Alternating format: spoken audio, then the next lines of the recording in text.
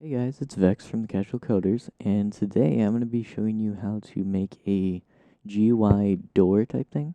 Um, this can be used in many things, like this bank that I'm building right now. And basically, um, what it is that you have two things. Okay, on the outside, you have your key code, which you would just get a floppy disk, pop it in here. This is a printer. Okay, well, I'll fix that in a second. But that's basically what you do. You just pop it in. There's nothing really hard about that. Um, but in here, you can open it up and you get your nice little header. There's going to be a little footer down here. Haven't really made that yet. I can make it on the spot. And then within here, there's an open door.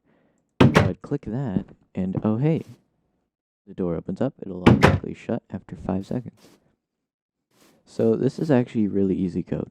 Or I mean, I wouldn't say it's that easy. There's a little bit of math involved, but it's nothing significant. It's nothing extremely hard to do. So you can open this up. I'll go ahead and terminate it. And we'll edit GUI. Okay, so at the top here,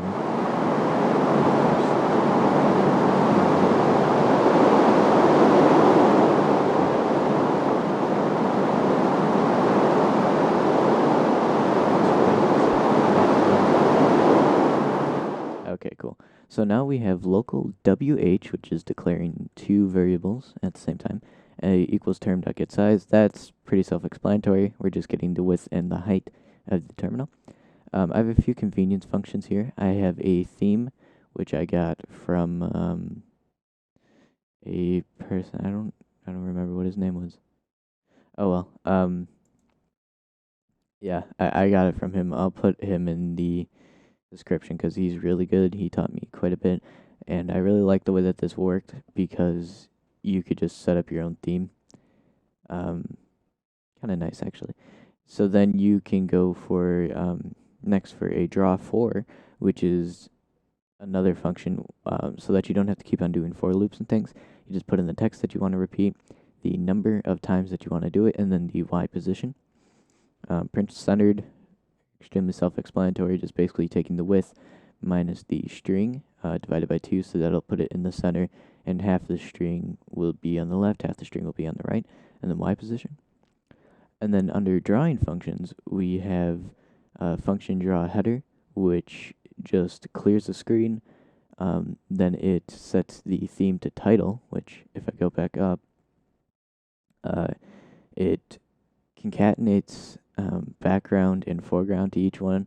So it basically looks at the table and then adds the base, which is theme base, and foreground or background. So you say title in the theme base and then foreground, which is white, and title background is cyan. So then, after we set the title, we go ahead and print centered bank employee access and put that on the first line, and then draw for equal sign, which just puts a line of equals all across the screen. Next, we have draw open door button, which all it does is just reset the theme and then print it somewhat in the center. I'm not sure. I may tweak those later. But 8, 9, and 10 is what I found to be just about in the center. And this is 16 characters, which I use in the math down here. So then we go ahead and set the background color to black. And this is under a while true do loop, so it's going to run indefinitely.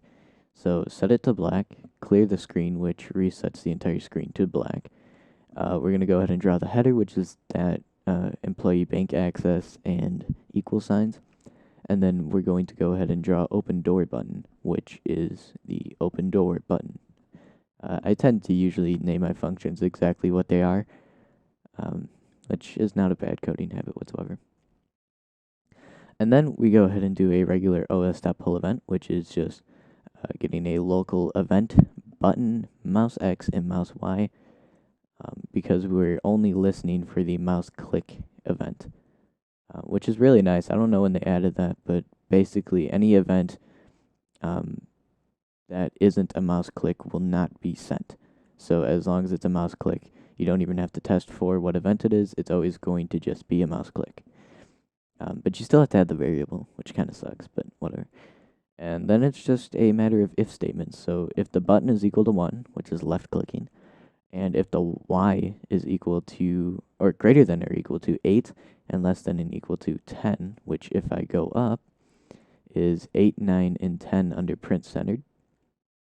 So that's the actual y coordinates of the button. And then if I go ahead and look to the next nested if statement, we have some kind of daunting looking math, but it's really not that hard when you explain it. It just looks for the x, and if it's greater than or equal to the width divided by 2 minus 8, which is half of our string. So it's actually going to be looking for the left-hand side of our string, and if it's greater than or less than or equal to the top, or the all the way right value, if you will. So that means that it's no bigger than the box that we have right now, and it's no smaller than the box. And then in that case, it fills all of our criteria that we have to say you're at the button right now. So we'll go ahead and set the output to right and make it true. We'll sleep for 4, which is kind of long, but sometimes it takes a little bit to get out of the console and walk through. And then we set the output to right to false, and then end the if. And that's all there is. Like, that's extremely simple. Really, really nothing hard to that. And it's really cool because it looks like you did a lot when the majority of it, I think it's maybe like 50. 63. Okay. So a majority of those 63 lines are just convenience functions to shorten things, which is extremely simple. And it allows you to not write monotonous code, which really just bogs down your program and makes you not like coding anymore. But when you're able to do things like this, and then I didn't name it startup so that in case I wasn't able to terminate it. But here we go. Now you can go ahead and open up the door, come on out, and walk out. Now, of course, if this was, useful right now, you just walk out and fall down and kill yourself.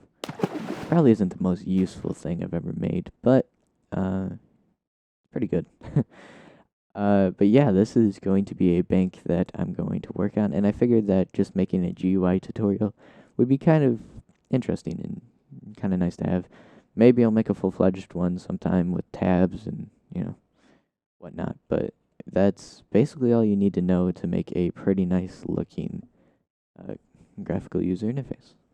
Thank you once again. I'm Vex from the CasualCoders, and have a good day.